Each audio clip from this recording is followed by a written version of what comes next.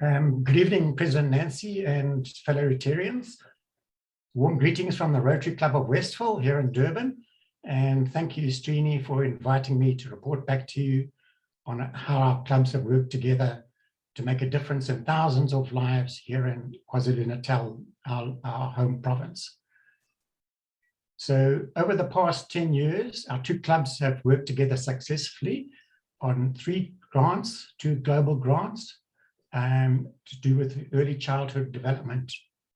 So today, what I want to do is highlight how 2 clubs have made a difference in the lives of hundreds of child carers and thousands of preschool children who benefited from the grants. What I'd like to do now is just share my screen, if you excuse me a second.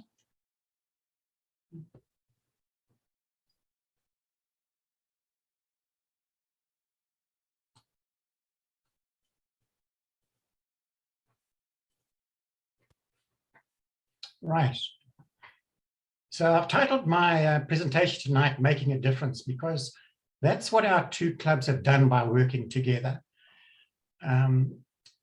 We've been very successful over the last 10 years in what we've done. What I'd like to do, just to start off with, I love geography at school, and I thought I must just put up a little map to explain to you where we are and where we worked with this grant. So here's South Africa, right down at the bottom end of Africa. I'm sure you all know that.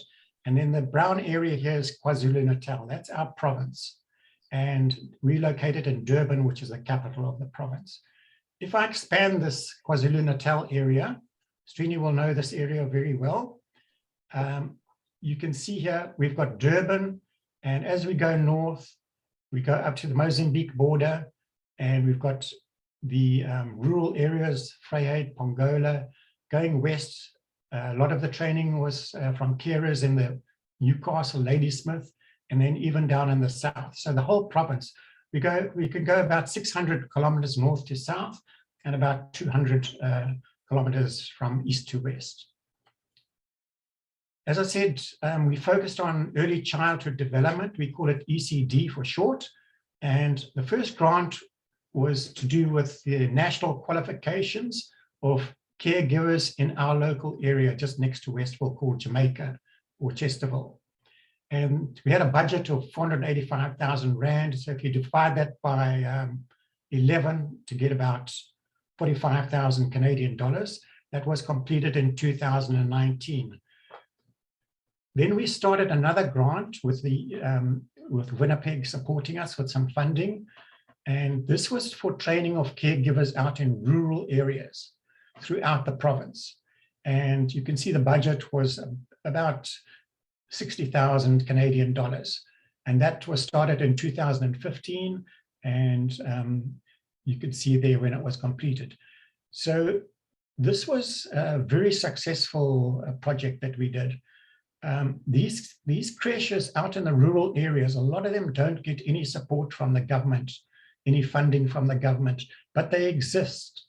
And we teamed up with an organization called Feed the Babies, who know these creches and these carers, and they were able to identify what training is needed.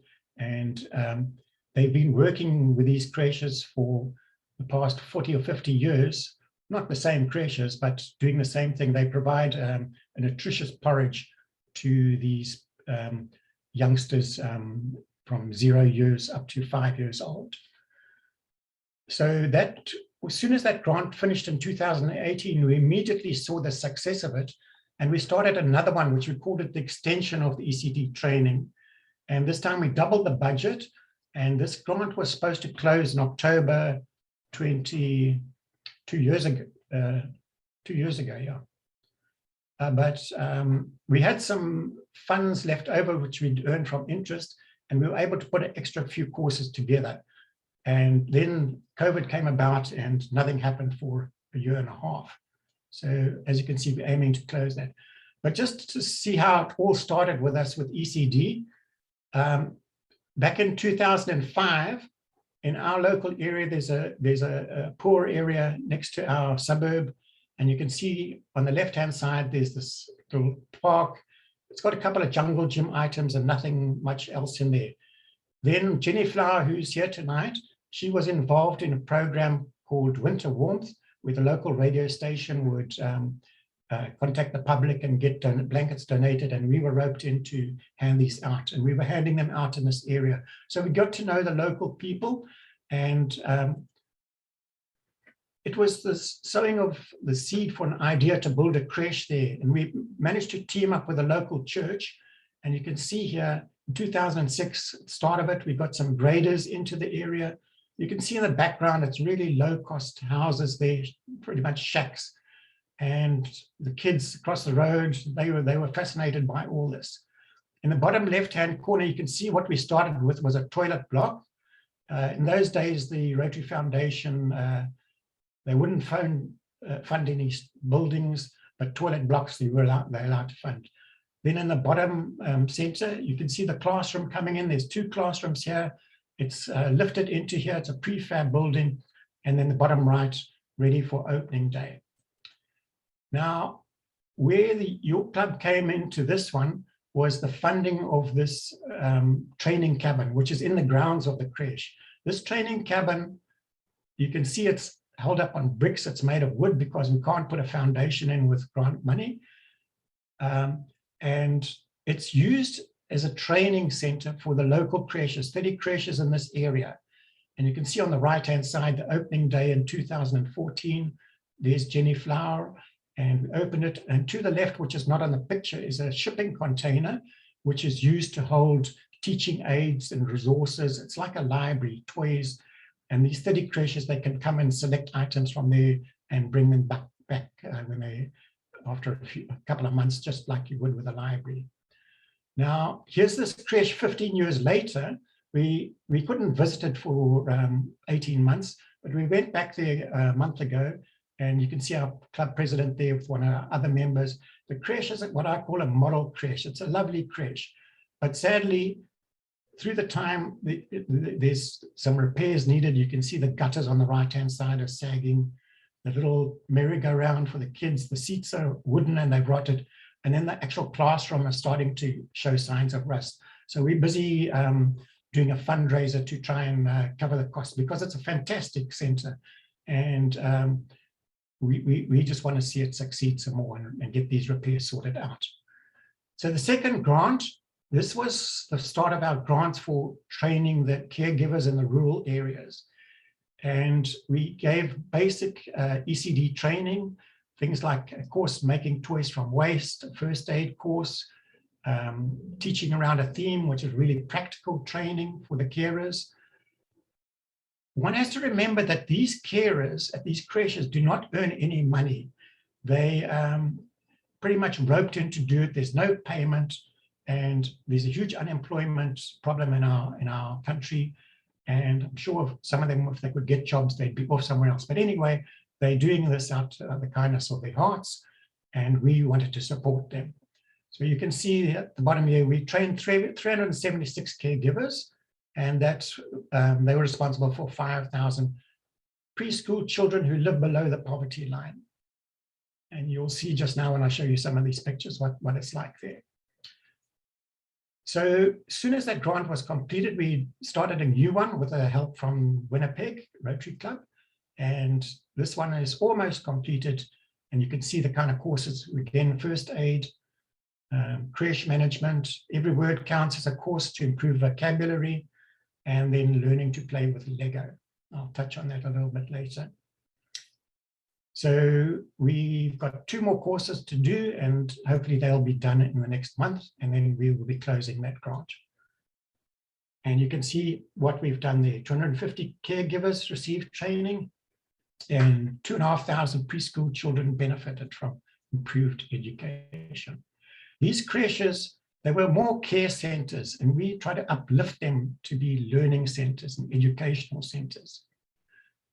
So the training started, and you can see here, we get about 20 ladies to come in on the training. They're all ladies, and they come to the training center where there's rooms for them to stay in. They come for some of the courses last week. And this was a toys from waste course, and you can see some of the toys that they've made in this picture here. some more on the training. You can see here they're giving the first aid course. So if a little child gets something stuck in their throat and they can't breathe, they learn how to do mouth-to-mouth resuscitation. And there you can see some of the happy ladies who came on the training. Then as the training progressed, we had to start doing the field trips to do the monitoring. And this is really going out into the rural areas. And you need a 4x4 vehicle. And there I am with a driver. We need somebody who can speak Zulu, because Zulu is the spoken word for the Black people here. And off we'd go. You can see on the right-hand side, there's a vehicle. We're on a trip, and there's no roads really in a lot of these areas. There's GPS is not much good, no street names. And here there's not even a road. We had to park the vehicle and walk a kilometer to the creche in the background. Here's some pictures of the creches that I visited. You can see this one on the right-hand side, not very good condition. It's a rainy day. The children leave their shoes outside. And inside this creche is basically one room. It's like a bare bones creche. And there's probably about 15 children in there. Part of the training was to try and get these groups of children to split up into age groups, 0 to 2, and then 3 to 5 years old, because each group has different needs. Here's another creche. You can see this one here is made out of mud and sticks. They make the mud and they throw it on the wall of sticks here. And that's the wall. It's got a tin roof. And on the right-hand side, you can see this toilet. We call it a long drop toilet. It's out in the field, and you sit there and there's a hole. And it's actually quite disgusting that children have to go to the toilet like this. There's no cover or no wall or no curtain. But that's the way it is at some of the creches. Then there's other creches which are really a whole lot nicer. These are purpose-built buildings. The municipality would have built some of them, funded them, and if it was a good municipality, they'd help, but a lot of them don't help. And you can see this one's nice and spacious. It's a purpose-built creche. Just to show you that some of the toys we had a course how to make toys from waste items, because there's no money to purchase toys. So you can see here, there's some yogurt tubs. They turned upside down. They've got a brown cardboard roll in it. And these little hoops, they cut out from the yogurt lids, and they throw the hoops over there to practice their throwing. There's different bottle caps, different colors. Over here, you can see egg boxes with different colors and egg boxes with the alphabet to teach them. And then down on the bottom, there's a little tray of different types of seeds. This is for helping them with their fine motor skills. On the right is another toy made from waste items. This is a scoop made out of a 2-liter plastic milk bottle. The rope is plastic bread bags, and the ball here is also plastic bags wrapped up with string. So the idea is for the child to flip it up and try and catch it in the scoop. Hygiene is very important in these areas. Often there's no running water. And you can see on the left the way not to wash hands. They wash hands before they go, after they've been to the toilet and before they have their food. Here they are lined up and they're all washing their hands in this bucket, which is a big no-no. On the course, we taught them if you don't have water, you get a Coke bottle, 2-liter plastic Coke bottle, put a straw in it with some dishwashing liquid, and then the child can wash their hands, and then they'll use another bottle with water in it to rinse the hands off. So this is the way we taught them. And most of the creches I went to, they were doing this if they didn't have running water. Another thing they had to learn on the course is how to make a daily program of activities for the creche. On the left, we've got one pre-training, very basic. And on the right, one made that I saw when I visited the creche. And this is the way they were trained to do it. You've got some columns here, time, activity, what the children do, and then a column what the teachers do, and each time slot, what's happening, what's the activity, and everybody knows what everybody's supposed to do. And any parents who come along, most of them don't come along, they can see what the routine is for the children. Week planning is important. They had training on how to do the planning, and when I went on the visits, I would check into this. You can see this is an excellent sample of weekly planning that just as we explained it on the training. You've got your date, there's this theme, they do different theme every month. This one's festivals, you've got the age group, and then the days of the week down the left, and the discussions, activities. So this carer would have done this at the weekend and prepared. A lot of them don't have facilities where they live to do this kind of thing, but we're really pleased that some of them did do this. We were also fortunate to, our partner managed to get some Lego play boxes from the Lego Foundation. These are kits of Lego that the foundation will donate to charities. And the condition is that the carers get trained on how to use these blocks and look after them.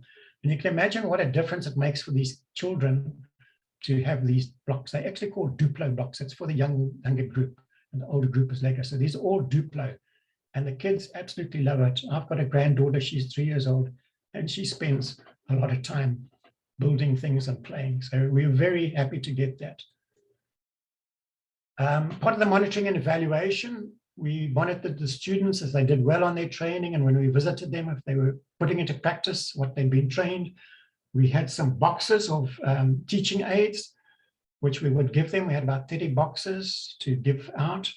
And you can see in the middle, one of the students so excited to receive this. And on the right, there's the container. We have to put them in a container because a lot of the creches don't have space. So they get stored away, and also rats or mice could start eating them at some of the creches. Rotary branding was very important for us, and you can see some of the signage we had made. This one's Bambalani Creche, supported by a global grant from the Rotary Foundation and the Rotary Club of Winnipeg, Canada, believe it or not, and a couple of other clubs. And there you can see it up on the wall at the creche. A lot of the creches, we couldn't put up the signs because it wouldn't stay up there, but those with cement walls, we could do that. So we were really happy to do it. So your club is mentioned out in the rural areas, Srini, where not too many people go. So just to wrap it up, we've made a real difference, our two clubs, Winnipeg and Westville. With these last two grants, we've trained hundreds of carers. And as I said, they're the poor of the poorest of the poor. They don't get any support, these creches. And we've improved the lives of thousands of preschool children. So once they do start their formal education, they're off and running so much better than they would have if they hadn't had this training with the carers. And one of the surprise results was that some of these creches are now have uplifted themselves to meet the standards required to get government funding, which is fantastic. The training cabin, the Winnipeg Club helped out with kitting that out, the resources needed for that cabin that's in our local area.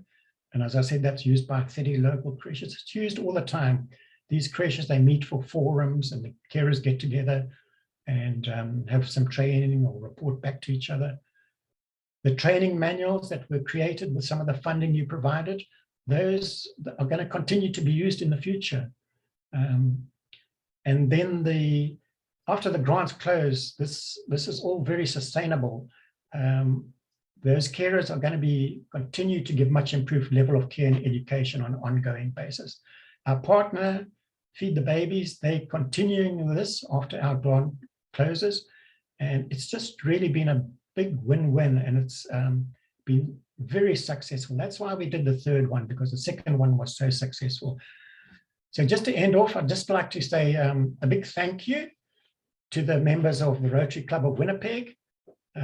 Without you, we couldn't have done this. And a special big thank you goes to Srini.